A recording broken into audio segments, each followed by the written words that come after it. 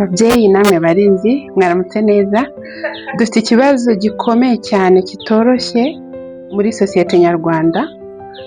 Simbizi niba no mu bindi bihugu ariko bimeze, ariko so far aho ntuye hano muri Kigali, ababyeyi muri rusange, nivuga ababyeyi mwumve ko harimo abapapa n'abamama, turaho turakora cyane buri gitondo kugira ngo tubone amaramuko, ariko tunabesheho abana bacu twabyaye.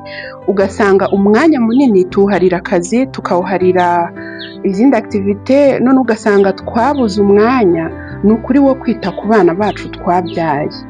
Urugero nabaha, ikibazo gikomeye mvuga hano ni uko akenshi usanga niba wahashye ibiryo ntubuzi niba abana biriye, uba wabihaye abatantine, ntabwo ubuzi niba babibagaburiye, ntabwo ubuzi niba babiriye neza. Akenshi utaha nimugoroba ubaza mwiriwe mute, abana mwiriwe neza, abana rero bahita bavuga ngo yego, they are innocent, nyine ni ibyo ngibyo. Rero ikibabaje ni uko atari mu byo kurya byonyine, ko urumva nk'uwo mwana uba utariye ni hahandi abazarwara, nyine azamera nk'utarabonye ibyo kurya, azamera nk'aho nyine utahashye, urumva utaba warakoreye ubusa. Rero ni kimwe nuko no mu bijyanye n'amasomo nyine turakora ngo imirimo ngo twerekejeho amaboko tugomba kuyikorana umwete, niko Bibiliya ivuga. Nibyo tuyikorana umwete, nibyo turahaha tukaronka, ariko tukajyana abana mu bigo bihenze, mu mashuri ahenze, ukishyura minerivale, ukagura ibikoresho. Dore mu kwa 9 haregereje, nyine ndabyumva benshi ubu ngubu mwatangiye no kwibaza uko bigomba kumera. Gusa nimuhumure, Imana yo mu ijuru irahari. God is the provider.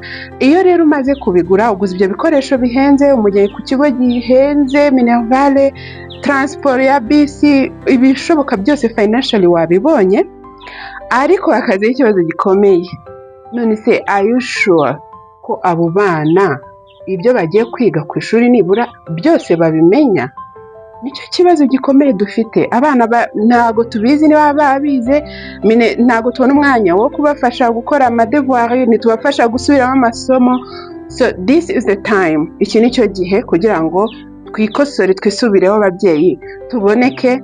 Niyo mpamvu nashyizeho YouTube channel yitwa Grow Smart with Angelique. Ndahari kugira ngo mbibafashemo. Murarikira kureba ikiganiro kiri buceho saa 6. Uyu munsi ndimo ndafasha umuhungu wanjye kwiga ikinyarwanda. Hariho n'ibindi biganiro bimeze bityo. Let's help our kids grow wiser, sibyo? Tubafashe gukura bazi ubwenge. Ni ukuri ntidutakaze igihe.